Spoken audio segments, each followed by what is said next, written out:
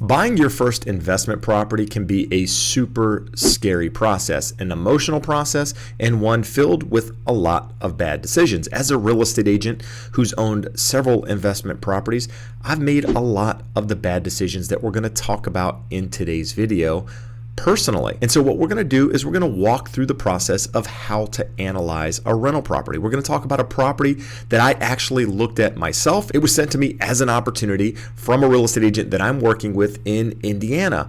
And what we're going to do is we're going to take a look at the numbers. We're going to pencil them out. We're going to show you how to calculate them. We're going to show exactly what the numbers look like and the process of analyzing it to help you understand whether or not it makes sense to buy this sort of property. Not only are we going to talk about cash flow, we're going to talk about what it looks like 10 years from now with regards to appreciation, with regards to paying down the principal, so that you can make an informed decision if you're looking at buying your first investment property. Now, the very first thing I like to mention when talking about investment property is if you're an investor or looking to become an investor, you need to decide whether you're looking for a property that has cash flow and or appreciation, right? I live here in Southern California, and over the last 60 or so years, it's been pretty easy to get appreciation because homes have appreciated about 7% annually for the last 60 years. Now, they haven't gone directly up over that 60-year period, but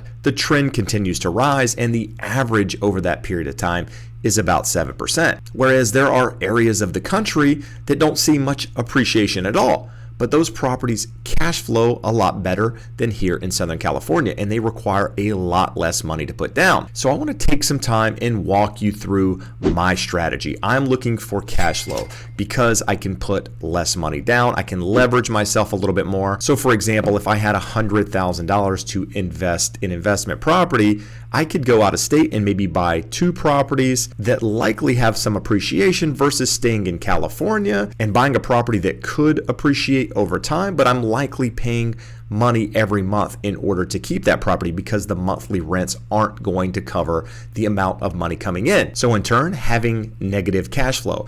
So the property that I'm looking at in today's video is one that was sent to me again from a buddy. What we're going to do is we're going to start by looking at the actual numbers. We're going to talk about the amount of money that I was planning on putting down. We're going to talk about what the mortgage looks like. We're going to talk about the expenses, the closing costs, so that you have an idea of what it costs to buy a property like this. And then in turn, we're going to talk about what kind of rent it brings in, the expenses associated with it, how much cash flow it's bringing in, and also what the cash on cash return for that property is, so we can determine whether or not it makes sense based on my goals of buying an investment property. So the very first thing we're going to do is take a look at the numbers that I mentioned earlier. Now you're going to catch me looking off screen because I'm actually looking at the numbers that I'm reading to you. So just understand, I could do this on a chalkboard, but I thought it would be a lot easier just to have the numbers out there so that we can have a conversation about them. So the property that I was looking at had a purchase price of $200,000. Now, I was planning on putting 25% down. So as you can see there at the top, $50,000 down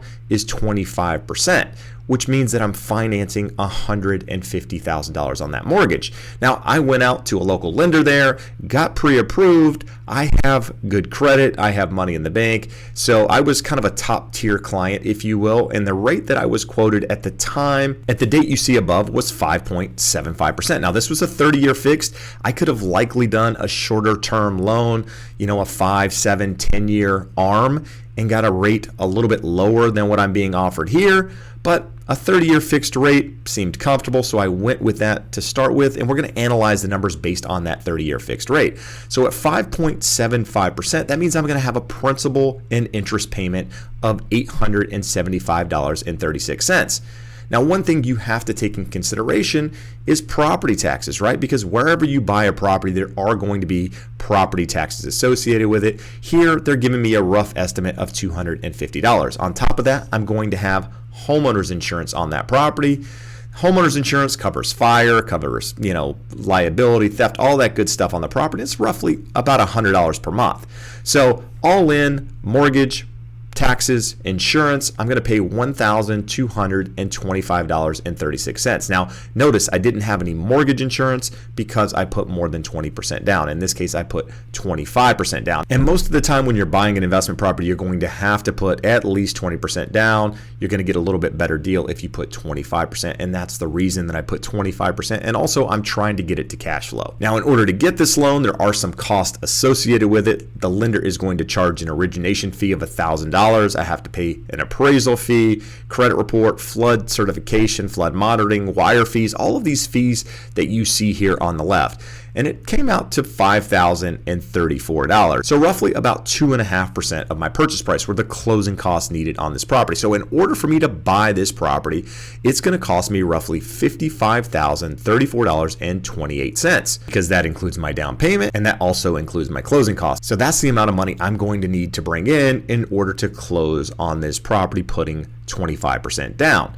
Now what we need to do is analyze the property. We need to look at the rents, we need to look at the expenses, we need to look at what it's going to cost every single month in order to have this property so that we can determine whether or not it makes sense. And that's where I want to bring up this next sheet here. So I've already typed a lot of this stuff in, but we're going to walk through what each one of these quadrants mean in order to help you make sense of it and also to help you analyze your own rental property. If you're looking at buying something in the future, you just need to have the numbers to be able to plug in and calculate it yourself. So the very first thing we want to do is start with income. How much income is this property going to produce in rent every single month? Now, in talking to the local realtor and the property manager on this property, we determined $1,600 in rent was fair and reasonable for that market. So that's the number we're going to use in order to analyze today's calculations. Now, if you remember, originally we said that the mortgage payment with principal, interest, taxes, and insurance was roughly $1,225. So when you hear $1,600 in rent, you might just go off the cuff and say, well, you've got about $375 in positive rental income per month. But that would be incorrect because there are some things that we're not taking into consideration that I've made mistakes in the past in investing in property that as an investor, as a first-time investor, someone buying, your second, third investment property, that you have to take these things into consideration because there's always a chance that you might need them. And you can't make your margins too thin because otherwise it ends up maybe not the investment that you thought it would.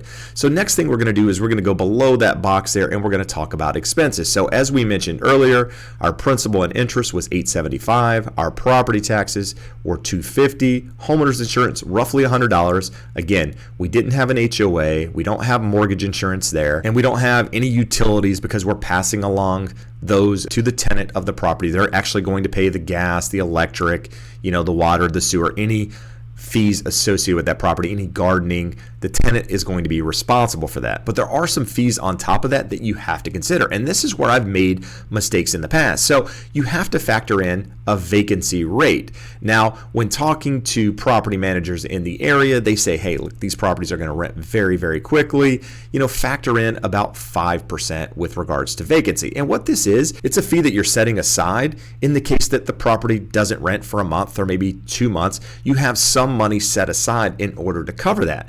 And so again, this property has about a 5% vacancy rate, which is about $80 per month. Now, on top of that, you have things like capital expenditures. These are things like the roof, the water heater, the heater that may need to be replaced in this property. Now, the property that I was looking at was actually newer construction, so these things weren't really a concern, but for many out there, these are things where you have to start setting aside these fees to cover these expenditures in the long run. If you know that you only have about 10 years on the roof left, you need to start setting money aside so that you have money to replace that roof when it's due, right? And that's where this capital expenditure is coming in. So in this case, we're going to factor about $100 per month. On top of that, we're going to have property management fees. As I mentioned, this property was out of state. It's in Indiana. The property manager there charges 10% of the monthly rent. So in this case, it's going to be $160.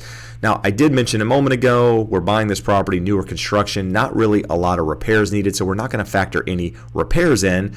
But you might be buying a property that has some repairs that are needed that you know are coming due, and you might factor that into this calculation. So as the numbers stand at the moment, we've got a number of $1,565.36. So we're pretty close to the amount of rent that we're bringing in. So what we're going to do next is calculate the cash flow. Now, as you can see, the cash flow is the rent minus the expenses. In this case, we've got rent of $1,600. We've got expenses of $1,565.36, which means that we only have a positive cash flow of $34.64. So our yearly cash flow is roughly $415.68. Now, the next thing we want to do is calculate our cash on cash return, right? How much money are we bringing in annually versus how much money did it cost us to buy that property? That way we can get a percentage of return, something to measure it against other investments, right? You know, if you keep your money in the bank might be paying you 3 or 4% in interest on your money. Now, that's not likely in today's market just because of where interest rates are and inflation and all that good stuff, but it's a way to measure your investment against other things. You know that if you put your money in equities, you know, in some sort of fund, you might be making 6 or 7% per year, right? That's typically what a fund will bring in over a longer term period. That's the annual average on those. So you know that by buying something like that, you have an idea of what money is going to bring in. So what we're trying to do here is calculate the same thing for this investment property. So as I mentioned a moment ago, your cash on cash return is the amount of cash flow divided by the amount of money you put in. So we calculated our yearly cash flow at $415.68. We know that it cost us $55,034 based on our earlier example of going through those fees, which means our cash on cash return is about 0.76%, right? Less than 1% on our money. So if you're looking at this from an annual return, it doesn't really look like a great investment, not really a property that I want to invest my money in, especially if I can put my money somewhere else and make a greater return. But it's not always about that monthly return. What if you were able to buy this property? What if this $200,000 property was actually worth $250,000 or $275,000 and you were able to get it at a discount? That's something that you have to factor in. On top of that, every single month when you make your mortgage payment, on this example, you're roughly paying down the principal about $156, which is $1,879 per year, $1,879 per year that you're paying down that principal. Now, I realize that's not a lot of money that you're paying it down, but understand how this works compounding over a 10-year period. Over a 10-year period, you're going to pay that balance down from $150,000 to roughly $123,000.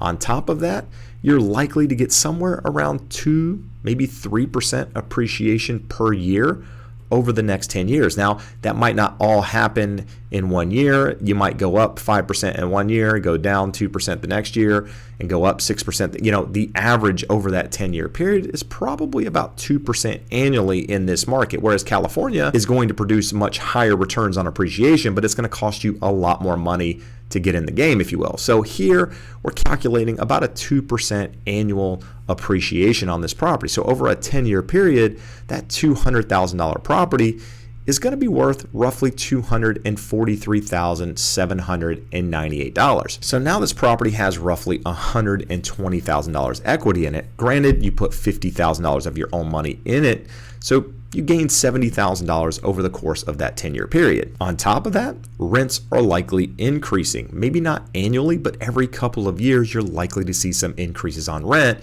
which means that your cash flow is likely to be higher than that 0.76% that we looked at earlier. But what I want you to understand is you can't go in calculating numbers on what you think the future is going to look like. You need to calculate them based on where you are now, because otherwise you end up in a position where maybe you're stretching yourself too thin in order to make that deal work. So investing in real estate is really all about understanding the numbers and all about understanding your risk tolerance and your threshold and what your long-term goals are with that property. If you're in it for the long term and you have positive cash flow now, you're probably going to be sitting in a really good position long term. But in order to get there, you have to make the right decisions now and be comfortable with the payment and be comfortable if a tenant's not in the property and covering these expenses. And that's why I wanted to walk you through how to analyze one of these properties. You know, the example that I gave you, maybe In 10 years, it's worth that 243 that we mentioned, and you never had to put a roof on it. You never had to do any repairs just for whatever reason. There was never any vacancy. Well, all of that money that you were setting aside for those things are now money that you can take back in and use for something else. And obviously your numbers would be a lot higher then. On top of that, we really didn't talk about any of the tax benefits of owning rental property, being able to depreciate that asset and those sort of things. And you need to talk to a licensed tax professional, a CPA, if you're planning on doing that. So in this example, analyzing for myself, the numbers don't really make sense at that number. I need to be able to buy the property for less money because in this example, I was buying it for $200,000. It was more or less worth $200,000 as well. So I didn't really have any built-in equity on this property, and getting a 0.76, less than 1% return per month doesn't really do it for me, right? Because I know I can put my money in other places and make way more money that on a yearly basis. So you've just got to decide what's right for you. But buying that property for less than $200,000, having some built-in equity in the property, maybe finding one that's distressed, that needs a little bit of work in order to add that value back to that property, that's an option. Also, doing a shorter term loan, maybe something less than a 30-year fixed, a 7-10-year adjustable rate gets me a lower rate, which means that I produce more cash flow, and it makes it make more sense. So you have to be able to calculate the numbers in different ways for you. But I thought this video would be helpful, in order to be able to analyze the numbers for your very first rental property. Now, as I mentioned at the beginning of the video, I've made several mistakes in buying investment property, and analyzing the numbers is only a small piece of it. I've made much larger mistakes. I've done well on some of this stuff as well. So if you'd like to hear about this, do me a favor, leave it in the comments. I'd love to know if you want me to talk about this in detail, if it's helpful, if videos like this are helpful, if you want to hear more about investing in real estate. And maybe you are an investor and you've made your own mistake, or you've been in the position where you were buying your first rental property and you have advice for people looking to be in that position. Do me a favor, leave it in the comments below. I believe it's always helpful to look at it from different sides. But for now, I appreciate you taking the time to watch. I appreciate all the support. I hope to see you again soon. Have a great day. Bye-bye.